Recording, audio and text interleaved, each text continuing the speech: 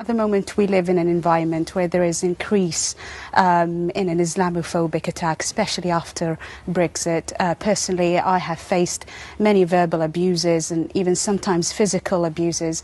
In fact, I did an interview with the BBC once, and someone looked fearlessly at the camera and shouted at me, "You're an F-word bomber." This is what happens in the front of the camera. You can imagine what could happen behind it. Yeah. And for me, it's quite difficult to take. It's really painful because I'm actually not a bomber, I'm not a terrorist, I'm a molecular geneticist working in the lab trying to improve the life quality of cancer patients. This is who I am. Yet there's a person in the street has the guts, has the courage to call me, "You're an F-word bomber." So can we, the other sort of fundamental thing is why? Why do you wear it? I wear it because it's my own personal spiritual journey. I believe it's my own way to connect with God. It doesn't mean that I am undermining women who chose not to wear it, or they wear the headscarf, or they don't wear it at all.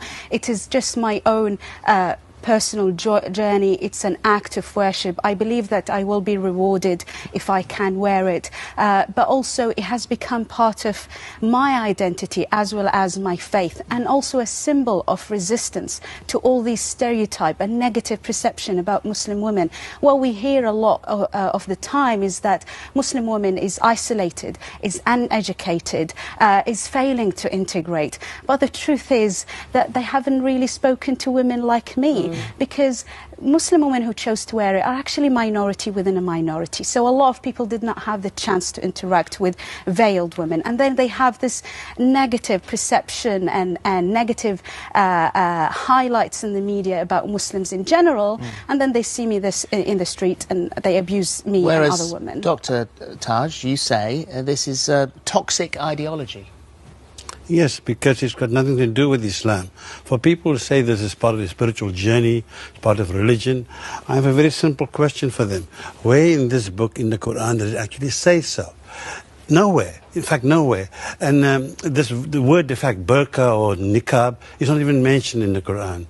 On what the people who wear this don't tell the non-Muslim public, that it's banned in Mecca, the holiest place in Islam. You can't perform the pilgrimage with your face covered. This is not true. You say it's not true? This is not true. There is actually a clear passage in the Quran, is chapter An-Nur, which means 24:31, where God says, "O Prophet, call your daughters and your wives to lower down their garments."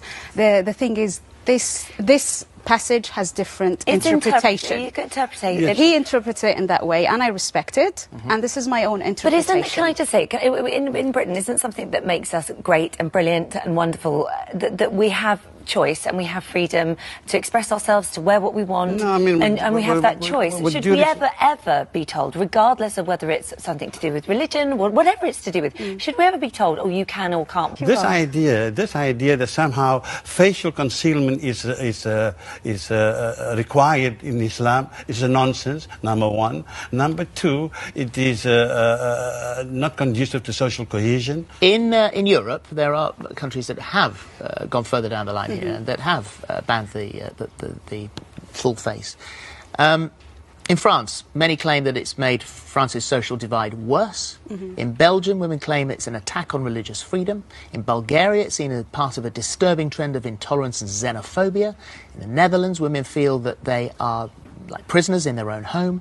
And in Austria, it's seen as a reaction to the rising popularity of the far right. It has no benefit. That's what you might say. For example, why do you think a Muslim-majority country like Morocco has banned it, or Chad, a Muslim-majority country, has banned it, and Niger and other Muslim-majority countries have banned it? This idea that this tribal garment somehow is representative of Islam. How is this thing symbolic of Islam? How? I don't understand how some spirituality is within. It is not a facial symbol. It's my own choice. I want to wear it. It's part of my not a facial symbol. You know what? I respect his right to disagree with me. You know, he's got his own interpretation, and I respect that. But I find it difficult that a political party comes and superimpose their views and ban it. And not only that, trying to fine me for wearing and exercising my right to express my faith and identity.